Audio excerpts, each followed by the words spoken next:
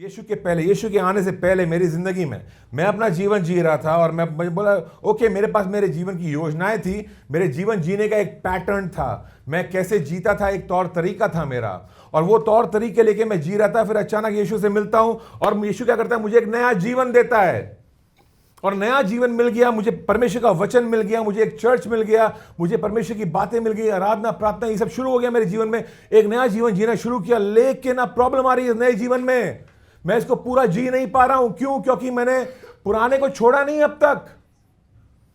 मैं मेरे पुराने लाइफस्टाइल में, पुराने पैटर्न में, पुराने तौर तरीके में थोड़ा थोड़ा यीशु फिट करने की कोशिश कर रहा हूं। आप समझिए बात को।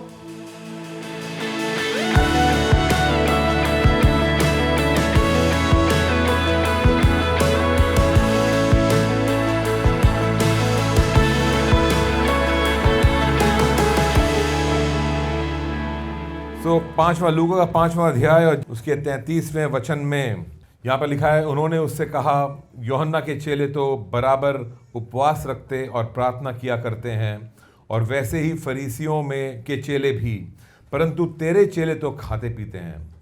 यीशु ने उनसे कहा, क्या तुम बरातियों से जब तक दुल्हा उनके साथ रहे उपवास करवा सकते हो? परंतु वे दिन आएंगे जिनमें दुल्हा उनसे अलग किया जाएगा, तब वे उन दिनों में उपवास करेंगे। उसने एक और दृष्टांत भी उनको कहा, कोई मनुष्य नए वस्त्र में से फाड़कर पुराने वस्त्र में पैबंद नहीं लगाता, नहीं तो नया फट जाएगा और वो पैबंद पुराने में मेल भी नहीं खाएगा। और कोई नया दाखरस पुरानी मशकों में नहीं भरता, नहीं तो नया दाखरस मशकों को फाड़ कर बह जाएगा और मशकें भी नष्ट हो जाएंगी, परंतु नया दाखरस नई मशकों में भरना चाहिए। कोई मनुष्य पुराना दाखरस पीकर नया नहीं चाहता, क्योंकि वो कहता है कि पुराना ही अच्छा है। आमीन। यह परमेश्वर का वचन हमारे लिए आज के लिए, और परमेश्वर इसके द्वारा हमसे बात करने जा रहा है। यूहन्ना के चेले, यूहन्ना बपतिस्मा देने वाला बहुत बड़ा नाम था उन दिनों में। यूहन्ना को सब लोग जानते थे, और हम भी जानते हैं कि वो लोगों को बपतिस्मा दिया करता था और सबको डांट दिया करता था, और सब डरते थे उससे, लेकिन बहुत जोश था उसमें। सब जानते हैं कि ये सत्य बोलता है, सच सच बातें करता है। और उसका रहन सहन भी फ़र्क था। वो जंगलों में रहता, वो टिड्डियाँ खाता था और शहद पीता था, उसके वस्त्र भी अलग ही थे। मतलब वो महलों में रहने वाला इंसान नहीं था, बड़े बड़े मकानों की चाहत नहीं रखता था, लेकिन परमेश्वर का सेवक था, भविष्यद्वक्ता था। और सब जानते थे इस बात को कि ये परमेश्वर का भविष्यद्वक्ता है। उसके विरुद्ध बात करने से लोग घबराते भी थे। और जब वो कहता था, वहाँ उनको ऐलान करता, बोलता कि आओ बपतिस्मा लो पश्चाताप का, तो लोग भागे भागे आते थे, भीड़ आ जाती थी उसके पास में। ऐसा ज़बरदस्त सामर्थ था, अभिषेक था उसके ऊपर। और हम जानते हैं बाइबल में से भी कि ये अभिषेक अभी का नहीं है, बचपन से था उसके साथ में। तो जब एलिजाबेथ को, जब वो एलिजाबेथ के पेट में ही था, तब मरियम आती है एलिजाबेथ से मिलने के लिए, और उन दोनों के बीच में 6 महीने का फासला है। मतलब अगर एलिजाबेथ के पेट में अगर बच्चा है और 6 महीने का है, तो मरियम ने अभी कंसीव किया है। और मरियम आती है उसे मिलने के लिए, और जैसे मिलती है तो एलिजाबेथ कहती है कि मेरे पेट में जो बच्चा है वो उछला तेरी वजह से, तू आई है, और तेरे कोख में जो बच्चा है वो मसीहा है। मैं जानती हूँ इस बात को। और ये जो ऐसा अभिषेक था उसके ऊपर कि जब वो जन्म लेता तब से ही उसके ऊपर, माता के कोख से उसके ऊपर अभिषेक था। और बड़ी ज़बरदस्त भविष्यवाणी थी कि ये आएगा और यीशु मसीह के लिए, मसीहा के लिए रास्ता बनाएगा। इतना बड़ा कार्य था उसका। और उससे लोग घबराए थे। और उसके कुछ चेले थे, और वो चेले आकर के शिकायत कर रहे हैं यहाँ पर, और वो बोल रहे हैं कि भाई हम यूहन्ना के चेले, और हम तो उपवास और प्रार्थना करते हैं, और फरीसी लोग भी हैं, वो भी उपवास और प्रार्थना करते हैं, लेकिन तेरे चेले, यीशु तेरे जो चेले हैं, वो ना तो उपवास करते ना प्रार्थना करते हैं, बस खाते पीते रहते हैं। ये चक्कर क्या है? क्यों ऐसा सिस्टम क्यों है तुम्हारे लिए? तुम लोग नॉर्मल जो सिस्टम है उसको तुम फॉलो क्यों नहीं करते हो, जो सब लोग कर रहे हैं यहाँ पर? तुम्हारे चेले अलग क्यों कर रहे हैं इस तरह से? क्या ये ठीक है? और ये सवाल कर रहे हैं यीशु मसीह से।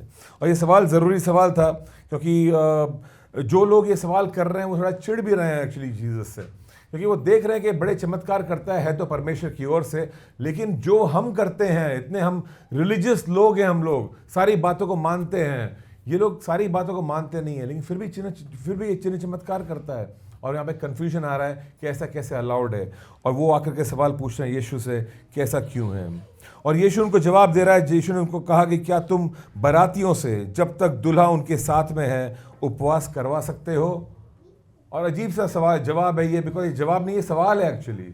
और अक्सर आप देखोगे जीसस को जब आप उससे सवाल करते थे तो वो जवाब दिए बिना वो एक्चुअली दूसरा सवाल करता था उनसे, और सवाल पे जो सवाल का अगर जवाब देंगे तो उनको उनका उत्तर, खुद का उत्तर मिल जाएगा। ये परमेश्वर की बुद्धि है, ये परमेश्वर की बुद्धि है। उसको जवाब देने की जरूरत ही नहीं किसी को, बल्कि वो कहता है कि जवाब तुम्हारे पास ही है। अगर तुम थोड़ा सा सोचोगे, बैठ के वाकई में अपने आप को पूछोगे, थोड़ा गहराई में जाओगे, तुम्हें जवाब मिल जाएगा। सो यहाँ पर वो यीशु वही बुद्धि में चल रहा है, आसमानी बुद्धि है ये, दैविक बुद्धि है ये, इसके सामने कोई टिक नहीं सकता है। मैं वो बता रहा हूँ आपको, मैं परमेश्वर का जो वचन है उसके साथ में उसके सामने बड़े बड़े हार जाएंगे, क्योंकि आप परमेश्वर के वचन को चैलेंज ही नहीं कर पाओगे। आप कितनी भी कोशिश कर लो इसमें नुक्स निकालने की, कभी नहीं निकाल पाओगे। ये परफेक्ट है अपने आप में। सो यहाँ पर वो लोग परमेश्वर के वचन से सवाल कर रहे हैं, जो कि यीशु मसीह खुद है, कि ऐसा क्यों है कि तेरे चेले गलत काम कर रहे हैं। एक तरह से इल्ज़ाम लगा रहे हैं कि तू जो खुदा है, तूने जो कायदा हमको दिया है, तूने जो सिस्टम बनाया है हमारे लिए, अब तेरे ही चेले वो सिस्टम को फॉलो नहीं कर रहे हैं। ऐसा क्यों है? ये तो गलत है, तो अन्याय है हमारे ऊपर। ये इस तरह से बात कर रहे हैं उसके साथ में। और परमेश्वर अन्यायी नहीं है। यीशु ने उनको बोला, क्या तुम बारातियों से जब तक दुल्हा उनके साथ में उपवास करवा सकते हो? ऑब्वियसली जवाब ना है। बारात में जो लोग आते हैं उपवास करते हुए नहीं आते हैं। बाराती जब आते हैं तो खाते पीते आते हैं और खाते पीते जाते हैं। उनका काम ही वो रिजॉइस कर रहे हैं, आनंद मना रहे हैं। और जो लोग आनंद मनाते हैं वो उपवास में नहीं उतरते हैं। उपवास प्रार्थना अलग होता है सिस्टम। उपवास के टाइम पे आप बैठते हो गंभीरता के साथ में, आप परमेश्वर की बातों को खोज रहे हो, शायद कुछ उत्तर मांग रहे हो परमेश्वर से, अपने आप को थोड़ा सिस्टम में लेकर के आ रहे हो, शायद अपने शरीर को आप थोड़ा सा सिस्टम में लेकर के आ रहे हो, आप अपनी शारीरिक चीज़ों से आप अलग होना चाहते हो, कुछ आदतों को बदलना चाहते हो, इसलिए आप उपवास कर रहे हो। उपवास परमेश्वर को खुश करने के लिए नहीं करते हैं। परमेश्वर तो ऑलरेडी खुश है हमसे, हमने बेटे पे विश्वास किया है, इसलिए वो खुश है हमसे। हम उपवास कर रहे हैं हम खुद को लाइन में लाने के लिए। आप समझ रहे इस बात को? आमीन।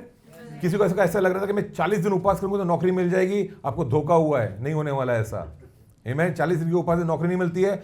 40 दिन के उपवास से आपका वजन थोड़ा कम हो जाएगा जरूर, ओके, और आपका दिमाग ठिकाने भी आ सकता है, राइट। तो हम जो उपवास करते हैं ना, दिमाग को ठिकाने करने के लिए, परमेश्वर की बातों से अलाइन करने के लिए, इसलिए करते हैं उपवास, ना कि परमेश्वर को खुश करने के लिए। आप मेरे साथ में हो? So coming back to this, यहाँ पर वो कह रहे हैं कि हम उपवास करते हैं, प्रार्थना करते हैं, तुम्हारे चेले नहीं करते हैं। गलत है ये issue. Why is it happening? और बोल रहा कि बाराती जब आते हैं दूल्हे के साथ में तो थोड़ी वो लोग उपवास करते हैं, लेकिन फिर वो कहते हैं परंतु एक दिन आएगा जिसमें दूल्हा उनसे अलग किया जाएगा और वे उन दिनों में उपवास करेंगे। ना मोर कंफ्यूजन आ गया है यहाँ पे। आपने सही जवाब नहीं दिया यीशु में, हम समझे नहीं आप क्या कह रहे हो। दूल्हा, बाराती, ये क्या बाराती है, चेले हैं, कौन सी बारात है भैया, और आप दूल्हा हो क्या? हम समझ नहीं रहे आप क्या बोल रहे हो। और फिर आप कह रहे हो कि दूल्हा इनसे अलग किया जाएगा तब ये उपवास करेंगे। तो ये कौन सा नया सिस्टम आप बना रहे हो कि ये उपवास का सिस्टम, कि ये उपवास का टाइम नहीं है, बाद में टाइम आएगा, बाद में उपवास करेंगे? हमने तो कभी सुना नहीं है ऐसा सब। हमने तो भाई जो पुराना चल रहा था सिस्टम, उसी से हम चल रहे थे कि हर फ्राइडे को उपवास कर लो या हर सैटरडे को उपवास करो, जो भी उनका टाइम था, जो भी दिन उनका फिक्स था कि ये दिन उपवास कर लो, और हम उस सिस्टम को फॉलो कर रहे थे। और हम तो सिंपल, हमारा सब कब काम सही चल रहा था। ये आप नया क्या लेकर के आ गए हो बीच में, ये हमें समझ में नहीं आ रहा है। अब मैं आपको यहाँ पे मैं रुकना चाहता हूँ, मैं आपको समझाना चाहता हूँ कि हमारी ज़िंदगी भी कुछ ऐसी थी। हम भी चल रहे थे प्रभु के साथ में एक सिस्टम में, और ये वर्ल्ड का, दुनिया का सिस्टम था, और दुनिया की तरह हम सोच रहे थे, दुनिया का चाल चलन हमारा था। और फिर अचानक से यीशु मसीह से मुलाकात होती है हमारी, शायद हमारे घरों में, शायद किसी पास्टर ने बताया, शायद किसी भाई ने बताया, पड़ोसी ने बताया, जिसने बताया, कोई चर्च में लेकर के आया, जो भी हालात थे हमारे, लेकिन हमारी यीशु मसीह से मुलाकात होती है, हम उसको ग्रहण करते हैं। और अब जो यीशु मसीह आ गए हैं, पूरा सिस्टम चेंज होने वाला है। अब वो पुराना सिस्टम नहीं चलने वाला जो पुराना सिस्टम था कि हम तो ऐसे करते हैं, हम तो ऐसे करते हैं। मैंने कितने लोगों को सुना है, पास्टर जी आप जानते नहीं हो, हमारे में ऐसा नहीं होता है। मतलब तुम्हारे में क्या होता है? कि तुम्हारा जो है वो बदल चुका है, अभी तुम्हारा जा चुका है, उसका आ चुका है। हम अभी हमारे तुम्हारे के अनुसार नहीं जीते हैं, हम यीशु मसीह के अनुसार चलते हैं। आमीन। तो यहाँ पर ये लोग कंफ्यूज है कि क्या हो गया, कुछ नया सिस्टम यहाँ पे आ गया। बोला एक नया सिस्टम है, समझने की कोशिश करो। जब बाराती दूल्हे के साथ में है तो फास्टिंग नहीं करते हैं। तो बोला दूल्हे के साथ में, वो समझ ही नहीं रहा कि दूल्हा कौन है और क्या बात चल रही है। लेकिन यीशु मसीह कोई नई बात नहीं बोल रहे थे एक्चुअली उनको, ये उन चेलों को उन्हीं की भाषा में समझा रहे थे, जो चीज़ यूहन्ना उनको समझा चुका था पहले, लेकिन ये समझ ही नहीं पाए थे उस बात को। तो प्लीज़ अंडरस्टैंड, जब हम ट्रेडिशन में चलते जाएंगे, परंपराओं में जब हम चलते जाएंगे और परंपराओं को छोड़ना नहीं चाहेंगे और विश्वास ही नहीं करना चाहेंगे कि परमेश्वर कुछ नया करना चाहता है मेरे जीवन में, और हम परंपराओं से ही खुश हैं, हम उस नए चीज को मिस कर देंगे जो परमेश्वर ने रखी है हमारे लिए, जो नई बातें परमेश्वर ने रखी, जो नई तकदीर परमेश्वर ने बनाई हमारे लिए, हम उसको मिस करने वाले हैं क्योंकि हम पुराने में ही चलना पसंद कर रहे हैं और नए को स्वीकारना हम चाहते ही नहीं है। लेकिन फिर भी हम वो पुरानी सोच को छोड़ने के लिए तैयार नहीं है। हम बोल रहे हैं नहीं नहीं, मैं तो वैसे ही जीऊंगा जैसे पहले जी रहा था, और प्रभु बोल रहा है ये नहीं हो सकता है, इट्स नॉट पॉसिबल। मैं कुछ नया लेकर के आया हूं तेरे लिए, और अगर तुझे वो नए में चलना है, तुझे वाकई में अपनी तकदीर चाहिए, तो तू पुराने को छोड़। जो तूने योजनाएं बनाई थी, जो तूने सोच के रखा हुआ था, जो ढांचा तूने बनाया हुआ है अपने आप के लिए, छोड़ दे उसको। मैं कुछ नया ढांचा लेकर के आया हूं तेरे लिए यहां पे। क्या मेरे साथ में हो? So what was the new thing? यूहन्ना का 3 अध्याय 25वां वचन।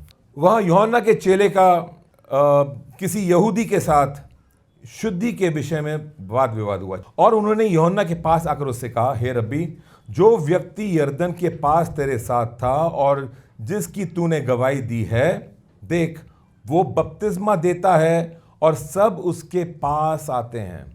अद्भुत सी बात हो रही है।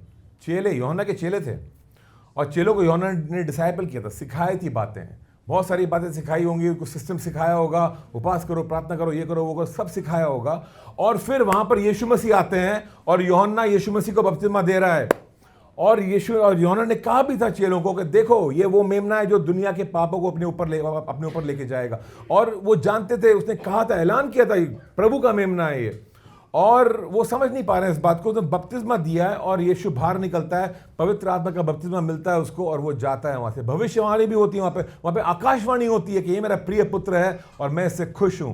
ये आवाज भी सुन चुके सब लोग, और वो वहां से जाता है यीशु मसीह। इसके बाद में वो देखते क्या है कि यीशु के चेले और वो बपतिस्मा दे रहे हैं कुछ लोगों को वहां पर, और वो बोला, देख वो आदमी ने तुझसे बैप्टिज्म लिया है, और वो वहां पे गया, उसके चेले हैं कुछ, और वो लोग बैप्टिज्म दे रहे हैं। प्रभु, हमारे लोग वहां पे जा रहे हैं बैप्टिज्म लेने के लिए, ऐसा क्यों हो रहा है? कंफ्यूजन आ रहा है उन लोगों को, ये कैसे हो रहा है? मतलब हमारे चर्च की संख्या कम होती जा रही है, उनके चर्च बढ़ता जा रहा है, ये ऐसा क्यों हो रहा है? और कुछ प्रॉब्लम हो रही है इनको इस चीज से, ये ऐसा कैसे हो सकता है? उसने हमसे बपतिस्मा लिया है, उसको हमारे अंडर होना चाहिए। सुना है कभी आप लोगों ने ये चीज? और फिर यहां पर यौन बोल रहा है चेलों को, तुम क्यों इतने परेशान हो रहे हो इस चीज को लेकर के? तुम कौन से सिस्टम में आके अटक गए हो? क्या तुम नहीं समझ रहे हो कि परमेश्वर क्या कार्य कर रहा है? क्या तुमको दिख नहीं रहा क्या कार्य हो रहा है? जब हम अटक जाएंगे हमारी परंपराओं में, हम परमेश्वर के कार्य को समझ भी नहीं पाएंगे। आप ये वचन सुन तो लोग यहाँ पे बैठ के, कुछ पल्ले पड़ने वाला नहीं है, क्योंकि आप ढांचे में अटके हुए हो, पुराने को छोड़ने को तैयार नहीं हो। क्या आप मेरे साथ में हो? ये चेले जो थे पुराने में अटके हुए थे, यूहन्ना ने इतना अच्छा सबक इनको सिखाया, इतनी अच्छी बात इनको कही, और कहा कि जब तक परमेश्वर नहीं देता है, कोई किसी को कुछ चीज नहीं मिलती है। वो जो चेले इनको बैप्टाइज कर रहा है, वो इसलिए कर रहा है क्योंकि परमेश्वर ने दिया है उनको बैप्टाइज करने के लिए, इसलिए वो कर रहा है। आमीन। दूसरे की कलीसिया को देख करके कभी जलन मत रखना, दूसरे के मकानों को देखकर जलन मत करना, दूसरे की गाड़ियां, उनका रहन सहन को देख करके जलना मत उनसे, क्योंकि जो उनको दिया गया है परमेश्वर ने दिया है उनको। Are you with me? और जो आपको मिला है वो भी परमेश्वर ने दिया है आपको, और परमेश्वर किसी का पक्षपात नहीं करता। कभी मत बोलना परमेश्वर को मुझे कम क्यों दिया, उसने जो दिया है बिल्कुल सही दिया है। उससे ज्यादा देता तो तुम्हारा दिमाग खराब हो जाता। बिल्कुल सही दिया है, जहां पर हम हैं लाइफ में अपने, बिल्कुल परफेक्ट हैं, वहीं पर ही होना चाहिए इस समय, क्योंकि इस समय हम हैंडल नहीं कर पाएंगे इससे। अगर ज्यादा कुछ मिल गया हमको तो जितना है उतना ठीक है उस समय के लिए। जब परमेश्वर हमें बढ़ाएगा, साथ साथ हमारी चीज़ों को भी बढ़ाएगा, लोगों को भी बढ़ाएगा, कलीसिया को भी बढ़ाएगा, सब चीज़ों को बढ़ाएगा। पर जितना हम जितना करने की क्षमता है हमारे अंदर, उतना ही मिला है हमें। जब तक मनुष्य को स्वर्ग से न दिया जाए तब तक वो कुछ नहीं कर सकता। तुम तो आप ही मेरे गवाह हो कि मैंने कहा, मैं मसीह नहीं परंतु उसके आगे भेजा गया हूँ। मैं उससे बड़ा नहीं हूँ, मैं उसके आगे भेजा गया हूँ, उसके लिए राह बनाने के लिए। आप सब परमेश्वर के लिए राह बनाने के लिए भेजे गए हो, किसी ना किसी के लिए। दुनिया में इतने लोग हैं भटके हुए, और आपका उद्देश्य क्या है? भविष्यद्वक्ताओं का उद्देश्य क्या होता है? कि जाएं और राह बनाएं, जाएं और लोगों को बताएं कि उनका भविष्य उज्जवल हो सकता है। ये है भविष्यद्वक्ता लोगों के। आप समझो, इस दुनिया में जो भविष्यद्वक्ता है कलीसियाओं में हैं, और आप सब हो जिनको जाकर के यही भविष्यवाणियां करनी है लोगों के ऊपर कि तुम्हारा आने वाला कल जबरदस्त होगा। यीशु को ग्रहण करो, तुम्हारे पास एक बड़ी तकदीर है तुम्हारे पास में। यही जाकर के ऐलान करना है।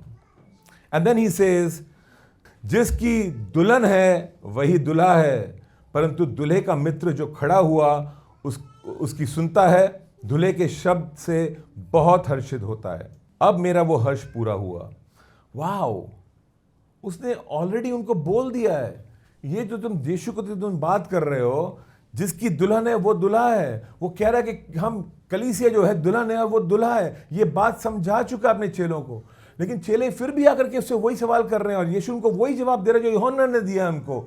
यीशु ने कोई नई बात नहीं बोली, उनको कंफ्यूज नहीं किया है। जो ये पहले सुन चुके हैं वही बात उनको फिर से बताई है, लेकिन चेले समझ नहीं पाए थे यूहन्ना ने क्या बोला था उनको, क्योंकि उनके दिल में सिर्फ जलन थी। ये बैप्टिज्म कैसे दे रहा है ज्यादा लोगों को, इतने लोगों को कैसे दे रहा है, हमें देना चाहिए। ये तो हमारे अंडर आता है। हम कितनी चाहत है लोगों में, दुनिया भर में, ना ही सिर्फ कलीसिया में, बाहर भी, हर जगह के सब दूसरों को अपने अंडर रखें। सब किसी ना किसी के ऊपर बॉस बन के जीना चाहते हैं। मैंने लोगों को सुना है बोलते हुए कि नौकरी मत करो, क्या फायदा है नौकर बन के, किसी का बिजनेस करो खुद का और मालिक बनो। मतलब ये बकवास है। किसने आपको कह दिया कि ये जीने का तरीका है? किसने आपको बोला कि ये बुद्धि की बातें हैं? सबको नहीं दिया गया बिजनेस करने के लिए, सबको नहीं दिया गया है कि बस आप अपना खुद का काम करें। कुछ लोगों को कहा गया है कि नौकरी करो, किसी का अंडर आओ। अधिकार के नीचे आना कोई कमजोरी नहीं है, कोई गलत चीज नहीं है। अधिकार के नीचे कार्य करना सामर्थ्य की बात है, क्योंकि जो अधिकार को समझता है वो आदमी को अधिकार दिया जाएगा, और जो अधिकार को जानता ही नहीं है, जो अधिकार के नीचे जीना जानता ही नहीं है, वो अधिकार कैसे पा सकता है दूसरों के ऊपर? It's a problem over there. मैं को बता रहा हूं, जो बड़े बड़े बिजनेसमैन हैं वो कहीं ना कहीं किसी के अंडर काम कर चुके हैं। जो एस्टैब्लिश्ड बिजनेसमैन है वो कभी ना कभी नीचे काम कर चुके हैं किसी ना किसी के। इन्होंने मालिक बनकर शुरू नहीं किया था, इन्होंने नौकर बनकर शुरू किया था। Please understand this. And I want to again emphasize on this. ये जो कह रहे हैं कि ये जो खड़ा है ये दूल्हा है। ये जॉन कह रहा है अपने चेलों को कि ये दूल्हा है, और ये जो कलीसिया है इसकी दुल्हन है। कलीसिया को दूल्हे से ही तो जुड़ना है। बोले ये सिस्टम की बात नहीं है कि हमारा सिस्टम ये है, तुम्हारा सिस्टम क्या है। It's not about system. मुख्य चीज क्या है? मुख्य चीज है कि हम दुल्हन है और वो दूल्हा है। ये मुख्य बात है। तुम सिस्टम में नहीं चल रहे हो, तुम सिस्टम के बाहर चल रहे हो, तुम कुछ और कार्य कर रहे हो, ये कर रहे हो, वो कर रहे हो। Forget all that. मुख्य बात क्या है तुम्हारे लिए? क्या यीशु मसीह मुख्य है क्या नहीं है? क्या यीशु मुख्य है कि नहीं है? नाउ ये सारी बातें उसने कही उनसे। And then he says the beautiful thing 30वें वचन में, अवश्य है कि वो बढ़े और मैं घटूं। अवश्य है कि वो बढ़े और मैं घटूं। चेलों को बोला है उसने, ये अवश्य है कि वो बढ़े और मैं घटूं। चेले इस बात को भी नहीं समझे। अगर समझ गए होते तो जाके यीशु को सवाल नहीं करते, वो भी घट जाते अपने गुरु के साथ समान। पर वो समझे नहीं कि गुरु बोल रहा है कि ये जो है मुझसे बढ़कर है। इसी यीशु ने कहा था, इसी यूहन्ना ने कहा था अपने चेलों को, सबको, कि मैं तो सिर्फ तुम्हें पानी का बपतिस्मा देता हूँ, मेरे बाद में जो आएगा वो तुम्हें आत्मा और अग्नि से बपतिस्मा देगा। ये बढ़कर है। इसकी जूतों की जो सैंडल की जो लेस है वो बांधने के योग्य नहीं हूं मैं, उसने कहा था। और ये चेले जाकर के यीशु से सवाल कर रहे हैं। वो समझे नहीं ये सारी बातों को, बिकॉज वो सारी जो दुनिया दैविक बुद्धि है को छोड़ करके वो एक ही चीज में अटके हुए थे। ये इसके चेले हमसे बेहतर कैसे हो सकते हैं? हम इनसे बेटर हैं, ये हमसे बेटर नहीं है। हम कुछ ना कुछ नुक्स निकालेंगे इनके अंदर, हम साबित कर देंगे कि ये गलत हैं। और हमारे अंदर कहीं ना कहीं एक चाहत होती है कि हम अपने आप को साबित करें कि हम सही हैं, दूसरों से बेहतर हैं, दूसरों से बेहतर हैं, और दूसरे गलत हैं। और बार बार हम उनको उनके अंदर उनकी खूबियां नहीं दिखेंगी, उनकी गलतियां ही दिखेंगी। देखो ये ऐसा कर रहे हैं, देखो वो वैसा कर रहे हैं, देखो ये ऐसा कर रहे हैं, और हम नुक्स निकालते रहेंगे लोगों में। आई कैन चैलेंज यू, यहां पर हम में से हर कोई जो बैठा है, अगर उसको मौका दिया जाए यहां पर आओ और नुक्स निकालो सब में, सब लोग सबके अंदर नुक्स निकाल सकते हैं। सब लोग ढेर सारे नुक्स निकाल सकते हैं।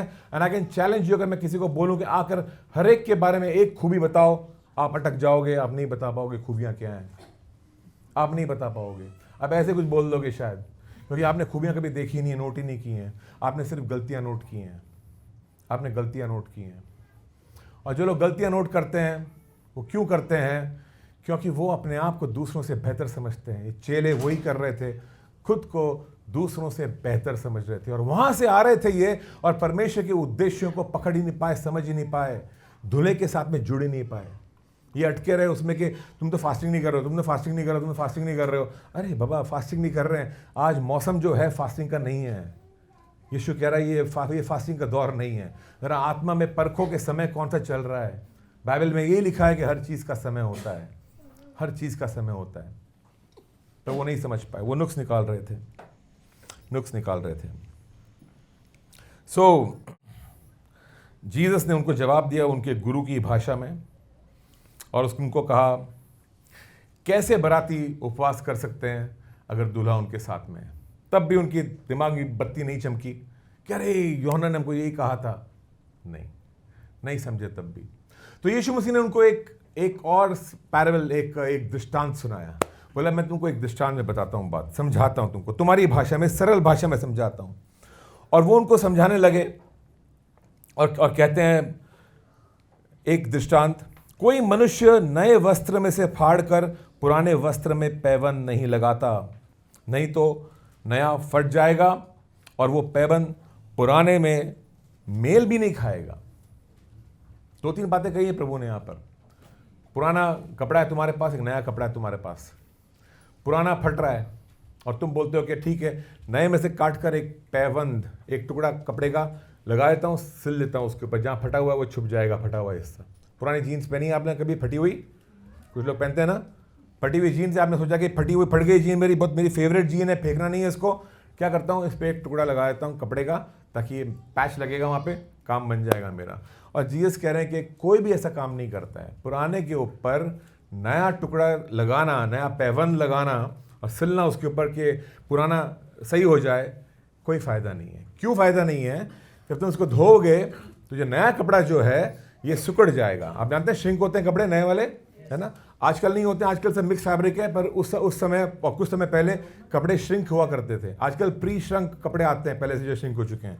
सो अगर आप लगाओगे तो वो श्रिंक होगा नया कपड़ा, और जब श्रिंक होगा, छोटा हो जाएगा थोड़ा, तो खींचेगा, नए कपड़े में से खींचेगा और फट जाएगा वो। तो ये फटा हुआ और भी खराब लगने वाला। दूसरी बात, नया और पुराने में अंतर है। आपके पुराने कपड़े पे साफ देखिएगा पैच लगा हुआ, ये पैच है नए कपड़े का जो गंदा लगेगा उसके ऊपर। बोला ये नहीं हो सकता है। आप पुराने वस्त्र पे नए वस्त्र का टुकड़ा, पैच नहीं लगा सकते हो, ये कह रहा था। What does it mean? उसका अर्थ क्या है? आपका एक पुराना सिस्टम है और यीशु आया एक नया सिस्टम लेकर के, और वो कह रहा है कि आप ये नया सिस्टम या तो अपना लो या छोड़ दो इसको और पुराने में ही चलो। लेकिन नए सिस्टम में तुम आ गए हो, तुम पुराने टुकड़े लेकर के इस पर लगा रहे हो उसके ऊपर, या फिर नया फिट कर रहे हो अपने पुराने में, ये नहीं होने वाला है। You understand this? Let me explain it to you. आप आ गए प्रभु में, यीशु मसीह को ग्रहण कर लिया और आपका नया जीवन शुरू हो गया, लेकिन मैं तो वही पुराना जीवन जी रहा हूं और उसमें यीशु की कुछ कुछ बातें ऐड कर रहा हूं, मैं टुकड़े टुकड़े लगा रहा हूं मैं इसके अंदर, तो कोई फायदा नहीं होगा। आपके नए सिस्टम को भी तकलीफ होने वाली है, चर्च को भी तकलीफ होने वाली है, आपकी जो बाहर के दुनिया के दोस्त हैं उनको भी तकलीफ होने वाली है। क्योंकि वो लोग भी बोलेंगे कि तू क्या कर रहा है, आधा ये अब तो तू वो संजय नहीं रहा जो पहले था, ये तुम्हारे दोस्त कहेंगे बाहर के, वो तकलीफ पा रहे हैं उस चीज़ को लेकर के। और आपके चर्च के लोग कहेंगे आपसे, आप जो कर रहे हो ठीक है, लेकिन आप पूरी तरह से प्रभु में नहीं हो, आप थोड़ा थोड़ा वो भी करते हो, आप दोनों तरफ से हार रहे हो। आप समझ रहे हो इस बात को? दोनों तरफ से हार रहे हो। ना तो आप अपनी तकदीर में चल पा रहे हो और एक अच्छे गवाह बन पा रहे हो यीशु मसीह के, और ना ही आप पूरी तरह से दुनिया में और पैसे कमा रहे हो, बोले जाए जो हो जाए दुनिया को देखा जाएगा, मैं तो अपने पैसे कमा रहा हूं। ना तो आप वो कर रहे हो, ना आप ये कर रहे हो, ना आप इस तरफ हो ना उस तरफ हो। आप समझिए इस बात को? यीशु के पहले, यीशु के आने से पहले मेरी जिंदगी में मैं अपना जीवन जी रहा था और मैं बोला ओके, मेरे पास मेरे जीवन की योजनाएं थी, मेरे जीवन जीने का एक पैटर्न था, मैं कैसे जीता था, एक तौर तरीका था मेरा, और वो तौर तरीके लेके मैं जी रहा था। फिर अचानक यीशु से मिलता हूं और यीशु क्या करता है, मुझे एक नया जीवन देता है, और नया जीवन मिल गया, मुझे परमेश्वर का वचन मिल गया, मुझे एक चर्च मिल गया, मुझे परमेश्वर की बातें मिल गई, आराधना, प्रार्थना, ये सब शुरू हो गया मेरे जीवन में, एक नया जीवन जीना शुरू किया। लेकिन अब प्रॉब्लम आ रही है नए जीवन में, मैं इसको पूरा जी नहीं पा रहा हूं। क्यों? क्योंकि मैंने पुराने को छोड़ा नहीं अब तक। मैं मेरे पुराने लाइफस्टाइल में, पुराने पैटर्न में, पुराने तौर तरीके में थोड़ा थोड़ा यीशु फिट करने की कोशिश कर रहा हूं।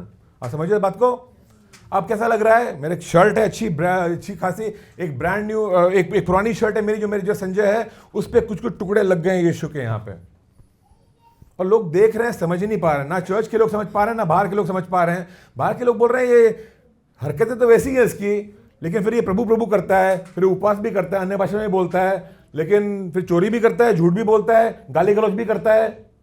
मतलब ये है क्या? ये चीज़ समझ ही नहीं पा रहे हैं उसको। और फिर चर्च में वही हो रहा है, चर्च में आ रहे हैं, बोल रहे हैं अरे ये तो आता है, आराधना करता है, सब कुछ करता है, परफेक्ट है, दान दशमांश भी डालता है, लेकिन ये झूठ भी बोलता है यार, लेकिन ऐसी अजीब हरकतें भी करता है। अब दिखने में भी अजीब सा है ये ना तो इधर का है ना उधर का है, कहां का है ये?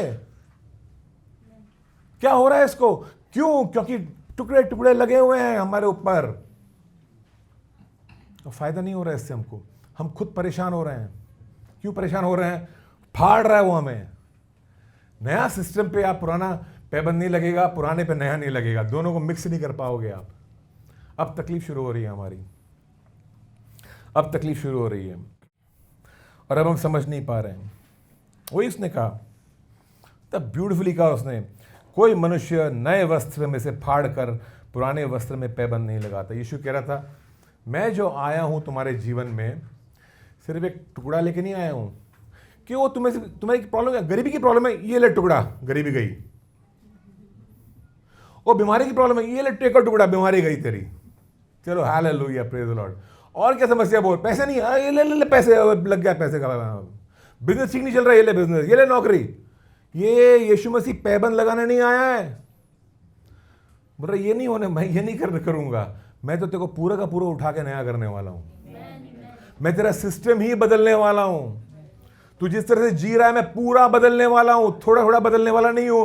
और तुम जितना रेजिस्ट करोगे, बोलोगे नहीं नहीं मेरे को नीचे नीचे नीचे, उतना तुम तकलीफ में रहोगे। ना तो तुम उस तकदीर में जा रहे हो जो परमेश्वर ने बनाई है तुम्हारे लिए, जो कि जबरदस्त है, तुम उसमें शामिल नहीं हो पा रहे हो, और पुराना भी जा रहा है। तुम जानते हो कि पुराना ठीक नहीं है, दिल में जानता हूं पुराना ठीक नहीं है, नया सही है, नए में चल नहीं पा रहा हूं क्योंकि पैबंद बहुत सारे लगे हुए हैं मेरे ऊपर ना। शुरू शुरू में प्रॉब्लम नहीं थी, जब शुरू शुरू में चर्च में आए थे, प्रभु में आए थे, बीमारी थी, आ गए, किसी ने बोला आ जाओ चर्च में, एक पैबंद लगा देंगे तुम्हारे ऊपर, ऐसे ही बोला था लोगों ने। आपको सही सुसमाचार किसी ने सुनाया नहीं आज तक, इतना ही बोला आ जाओ चर्च में आ जाओ, और ठीक है आ गए, बोले लग जाएगा, ठीक हो जाएगा, जाएंगे, मस्त सब कुछ सही हो जाएगा लाइफ में हमारे, और हो भी गया, और हालेलुया, प्रेज द लॉर्ड। फिर लगा कि नहीं कुछ सत्य तो है यहाँ पर, शायद एक और बार जाके देखते हैं क्या है वहाँ पे, और फिर आए, थोड़ा और गहराई में गए, फिर देखा कि वाकई में प्रभु परमेश्वर है, ग्रहण कर लिया उसको, ग्रहण तो कर लिया, पर यह पता नहीं था कि ये पूरा सिस्टम चेंज करने वाला है ये परमेश्वर, ये थोड़े में छोड़ने वाला नहीं है। और अगर तुम बीच में अटके रहोगे, मैं ये कहना चाहता हूँ, तुम दुखी होने वाले हो, तुम्हारी जिंदगी खुशियों वाली जिंदगी नहीं होगी। तो बीच में अटके हुए तुम, ना पूरे प्रभु के ना पूरे दुनिया के। आप समझ रहे इस बात को? कुछ लोग हैं जो हमें दुनिया में दिखते हैं और लगता है उनकी ज़िंदगी बहुत अच्छी है, हम जानते हैं कि ज़िंदगी अच्छी दिख रही होगी उनकी, लेकिन उनका अंत अच्छा नहीं है, हम जानते हैं इस बात को। उनकी ज़िंदगी अच्छी क्यों है?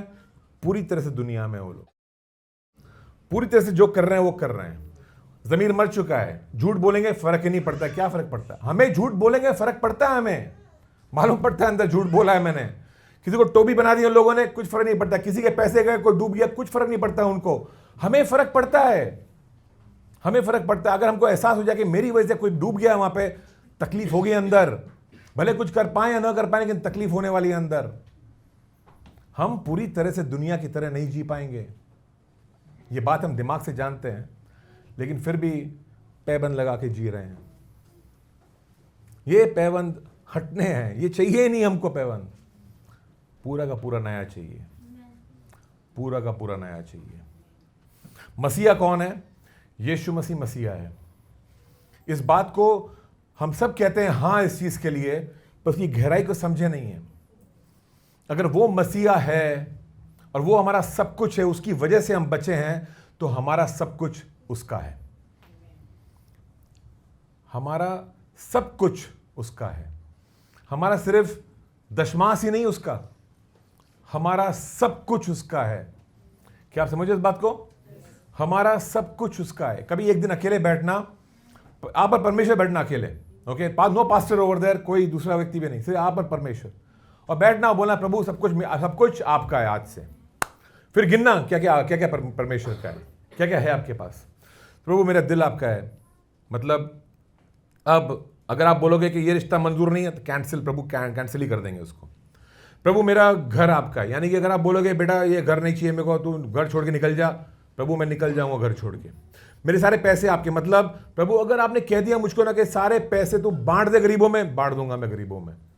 सुनना सुनना सुनना, कितना गिन सकते हो आप, गिनना एक बार बैठ के परमेश्वर का। अकेले मैं कितना करने को तैयार हूं, मैं बता रहा हूं मैं क्यों बोल रहा हूं अकेले आप ईमानदार रहोगे अपने साथ में और परमेश्वर के साथ में। मेरे सामने आप कुछ भी बोल दोगे, लोगों के सामने कुछ भी बोल दोगे, जब आप अकेले हो परमेश्वर के साथ में, आपको मालूम पड़ेगा कि आपके अंदर क्या है।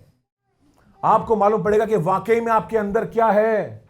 क्योंकि हम ऐसे नकाब पहन के घूमते हैं, हालेलुया प्रेज द लॉर्ड के, कि हम भूल गए कि हम एक्चुअली क्या है, अंदर क्या है। हमें ऐसा लग रहा है कि वही नकाब हमारा सत्य बन गया है। पर कभी कभी बैठने की जरूरत है परमेश्वर के सामने कि वाकई में मेरे अंदर क्या है, मैं क्या कुछ छोड़ने को तैयार हूं परमेश्वर के लिए। मैं एक भाई से बहुत नाराज हूं, क्या मैं वो नाराजगी को छोड़ने के लिए तैयार हूं परमेश्वर के लिए? क्या मैं एक बहन से मुझे नफरत हो गई है, क्या मैं उससे वापस से उसको क्षमा करने को तैयार हूं उस चीज के लिए?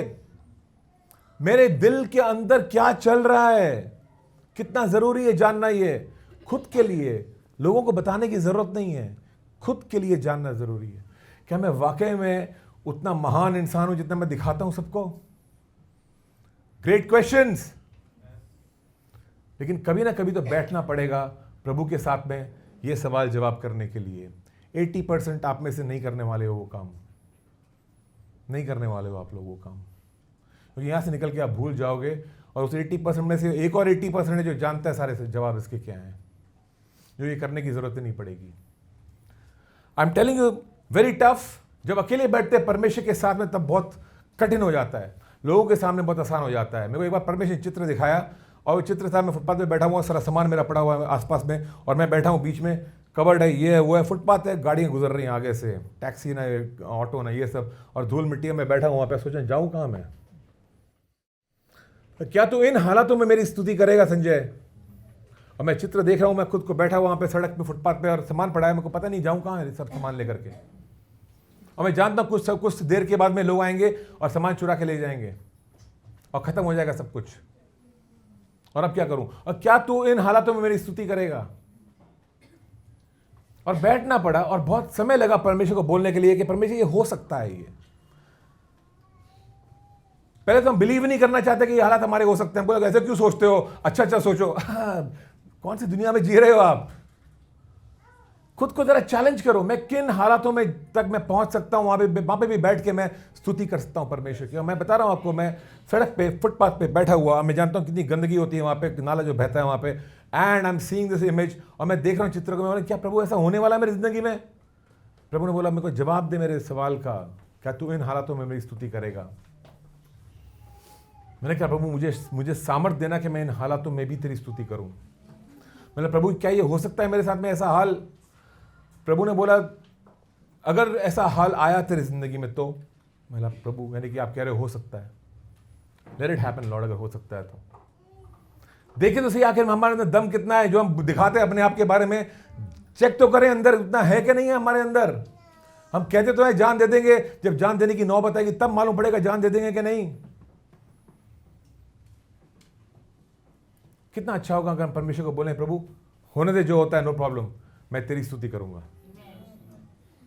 मैं तेरी स्तुति करूंगा, जो भी मेरे हालात क्यों ना हो मैं तेरी स्तुति करूंगा।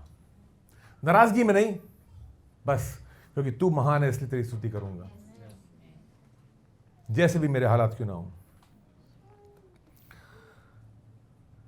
यीशु मसीहा है तो मेरा सब कुछ उसका है। वो दूल्हा है और मैं दूल्हे का दोस्त हूं, यूहन्ना कहता है। बोला रिश्ता बहुत क्लियर है मेरे सामने, मैं फोकस मेरे ऊपर नहीं है, फोकस दूल्हे के ऊपर होता है। बेस्ट मैन और ब्राइड्समेड के ऊपर फोकस नहीं होता है, दूल्हे और दुल्हन के ऊपर फोकस होता है। यूहन्ना बहुत क्लियरली बोल रहा है अपने चेलों को, मेरे ऊपर फोकस नहीं है, उसके ऊपर फोकस है। हमें जरूरत है हमारे ऊपर से फोकस को हटाने की। हम खुद के मसीहा बनते जा रहे हैं, चाहते सब लोग मेरी ओर देखें, सब लोग मुझे चाहें, सब लोग मुझसे मोहब्बत करें, सब लोग मेरे बारे में बात करें। मतलब हमें लगता है कि हमारे बारे में लोग बात करते रहते हैं हमारे पीठ पीछे। आई मीन हम इतने इंपॉर्टेंट है हमारे लिए। You understand this? कितने इंपॉर्टेंट है। फोकस हटना चाहिए, हमारा फोकस हटना चाहिए हमारे ऊपर से। लोगों का फोकस तो बात की बात है, हमारा ही फोकस हटना है हमारे ऊपर से। मैं हर बार चलता आ रहा है ये कि मेरे बारे में, मेरा क्या होगा, मेरा क्या होगा, मेरा क्या होगा। Oh my goodness, step out of it. Focus shift करो, जीसस के ऊपर फोकस लेकर के आओ कि उसका क्या हो रहा है इस वक्त। Think about him right now. मैं उसके लिए भेजा गया हूं, उसके लिए राह बनाने के लिए। हम में से कुछ लोगों ने अपनी राहें बना ली हैं, हम में से कुछ लोगों ने अपनी राहें बना ली, बहुत पहले से बनी हुई हमारी राहें, उस राहों पर चल रहे हैं और कुछ मॉडल्स देख करके चल रहे हैं। हमारे माता पिता कैसे चले थे, हमारे भाई बहन कैसे चल रहे हैं, दुनिया कैसे चल रही है, उसके अनुसार हमने एक रास्ता बना लिया अपना जीने का। और फिर यीशु मिल गया, पर हमने रास्ता नहीं बदला। हमें रास्ता मिल गया लेकिन फिर भी हम अपने ही रास्ते पे चल रहे हैं। योजनाएं बदली नहीं है हमारी। हमने कहा नहीं उसको मिलकर, ठीक है प्रभु मैं तो अपनी राह बना के चल रहा था, अब तक यहां पर आया, मेरा सिस्टम था हर चीज करने का, परिवार, फैमिली, पड़ोस के लोग, चर्च, पैसे, सब चीज करने का सिस्टम था। अब तू मिल गया है तो प्रभु तेरे सिस्टम से चलूंगा अब मैं। बता, पहला सबसे बड़ा चैलेंज आएगा, दशमास डाल, और सब कांपने लगेंगे, बोला नहीं नहीं, ये नया सिस्टम पसंद नहीं हमको, ये नया सिस्टम नहीं चाहिए हमें। हम एक काम करते हैं, थोड़ा सा दे देंगे, क्या कर रहे हैं, पैवन लगा रहे हैं सिर्फ। पूरा चेंज नहीं हो सकते प्रभु हम। पहला चैलेंज आएगा दशमास का। और वो पहली चीज क्यों सुनते हैं हम चर्च में, क्योंकि वही सबसे बड़ा इम्तिहान है हमारा। पैसा हमारा सबसे बड़ा इम्तिहान है, द बिगेस्ट चैलेंज हमारे सामने।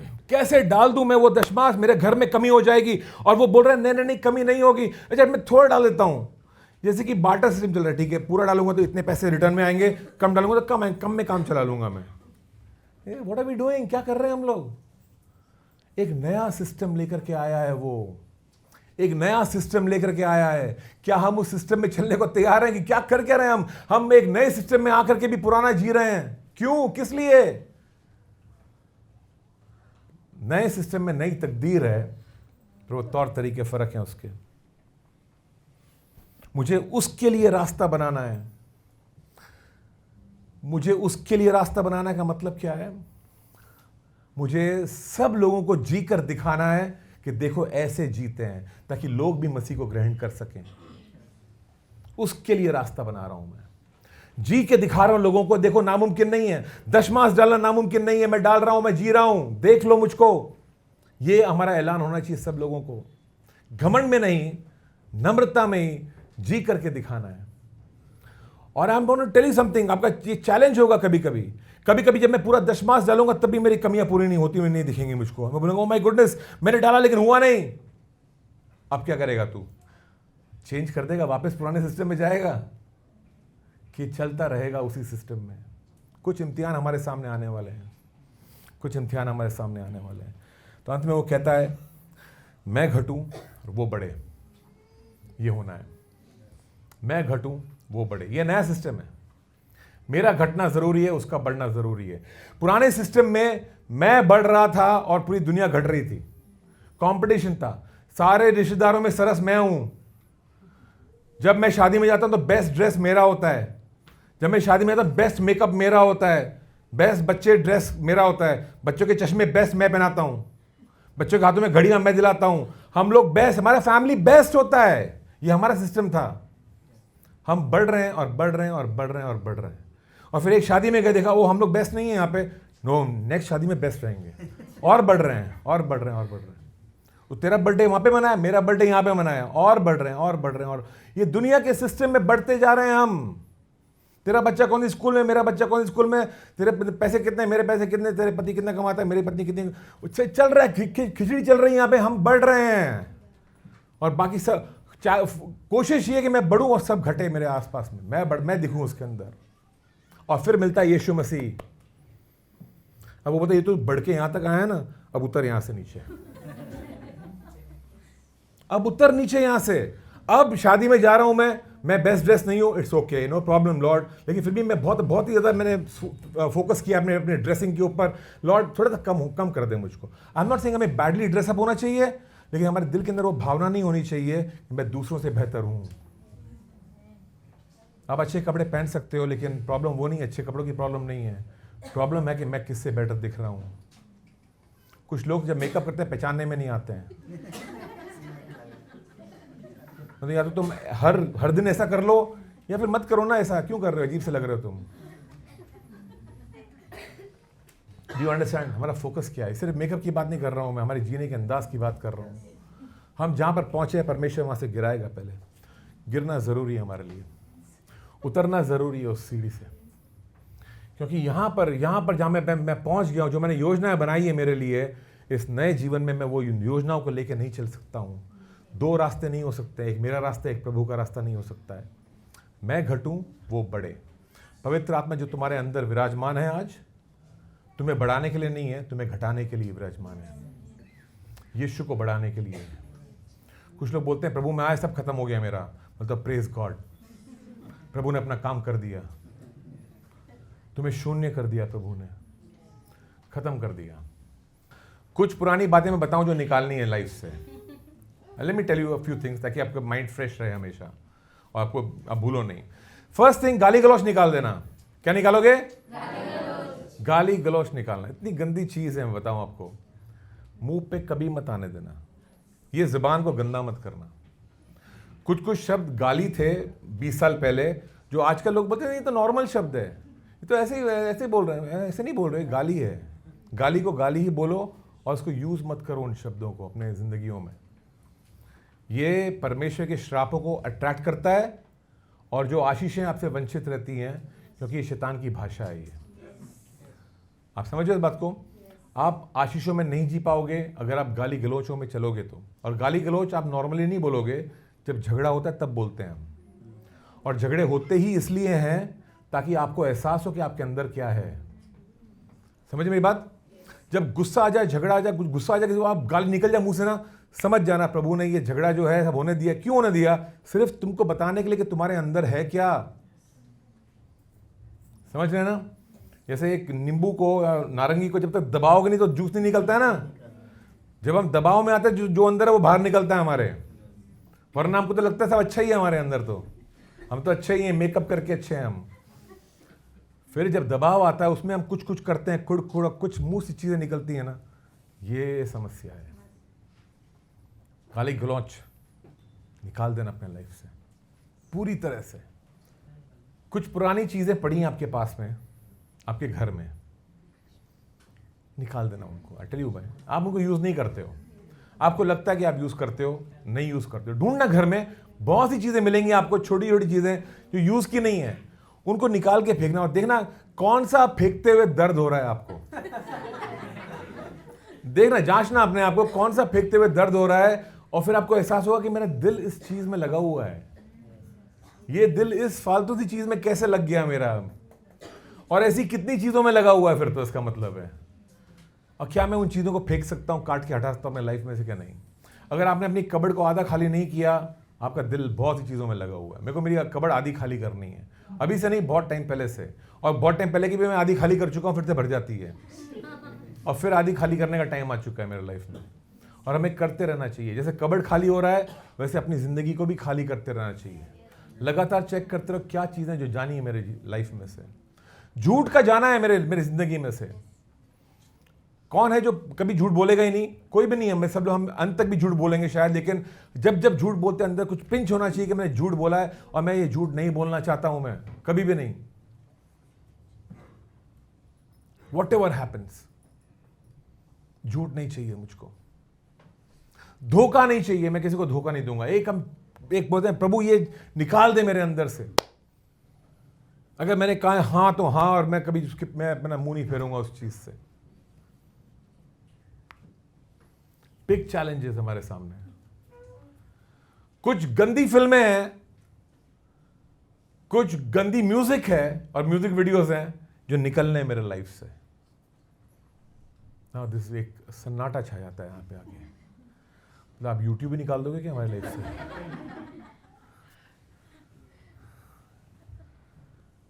So tough. नहीं, मैं नहीं कहूँगा यूट्यूब निकाल दो आपके लाइफ से। मैं कहूँगा वो गंदी फिल्में मत देखो उसके ऊपर। मैं कहूँगा कि इंस्टाग्राम पे रील्स मत देखो, टाइम वेस्ट है। And I know it's time waste. आप सुबह उठकर रील्स देखना शुरू कर सकते हो और आप आधे घंटे तक देखते रहोगे, आपको मालूम नहीं पड़ेगा कि आधा घंटा बीत गया है। मैं जानता हूँ कि मैं कर चुका हूँ। और मुझे एहसास हुआ कि कितनी फालतू चीज़ है ये, इट्स अ वेस्ट। अब क्यों देख रहे हो बार बार, इसे फ्लिप कर रहे हो, रील्स रील्स रील्स, चलते रहा है, इट्स गोइंग ऑन एंडलेसली, खत्म नहीं होता है। बंधन है ये, आशीषों को छीन रहा है, आपके दिमाग को खराब कर रहा है पूरी तरह से। जो प्रभु की बातें होनी चाहिए, आत्मिक उत्तेजना जो होनी चाहिए हमारे अंदर, उसका गला घोट रहे हैं हम पूरी तरह से। गंदी फिल्में, कुछ फिल्में हैं नेटफ्लिक्स पे मिलेंगी आपको, कुछ फिल्में अमेजॉन प्राइम पे मिलेंगी, दूसरे प्लेटफॉर्म पे मिलेंगी, ओटीटी प्लेटफॉर्म पे बहुत सारी फिल्में हैं, और हम उनको सुन रहे हैं, उनमें टाइम वेस्ट कर रहे हैं अपना। हमारी जो आत्मिक उत्तेजना जो होनी चाहिए हमारे अंदर ना, उस पर हम पानी डाल रहे हैं उसके ऊपर। जो आग हमारे अंदर लगाता है ना परमेश्वर, संडे के दिन मंडे को बुझ जाती है, वो खत्म कर रहे हैं हम, अपना खुद का नाश कर रहे हैं। बहुत कठिन होगा ये कार्य, अगर दिल लगा हुआ इन चीज़ों के साथ में। But you have to cut these things off. ये कुछ बातें मैंने बोली हैं, बहुत ही फिजिकल चीज़ें हैं, लेकिन अगर आप अगर गलाती की किताब पढ़ोगे तो बहुत लंबी लिस्ट मिलेगी वहाँ पर आपको, आप उन चीज़ों से छुटकारा पा सकते हो। Amen. I will close with one verse. 2 कुरिन्थियों का 5:17 कहता है, अगर कोई मसीह में है, यदि कोई यीशु मसीह में है, तो वो नई सृष्टि है, पुरानी बातें बीत गई हैं, देखो सब बातें नई हो गई हैं। अगर कोई मसीह में है, हम सब मसीह में हैं, मसीह में हैं हम लोग, आमेन। हम मसीह में हैं, पुरानी बातें बीत गई हैं, सब बातें नई हो गई हैं। क्योंकि सब बातें नई हो गई हैं, इसलिए हमें सब नई बातों में चलना है। हमें पुरानी बीती हुई बातों में नहीं चलना है, दुनिया की तरह नहीं जीना है, हमें जीना है मसीह की तरह। आत्मा हमको दिया गया, हमारे अंदर बसा हुआ है पवित्र आत्मा, यही करने के लिए, हमें हेल्प करने के लिए कि मसीह की चाल चलो, नए जीवन में चलो, नई तकदीर में चलो, अपनी तकदीर को पूरा करो। आमेन।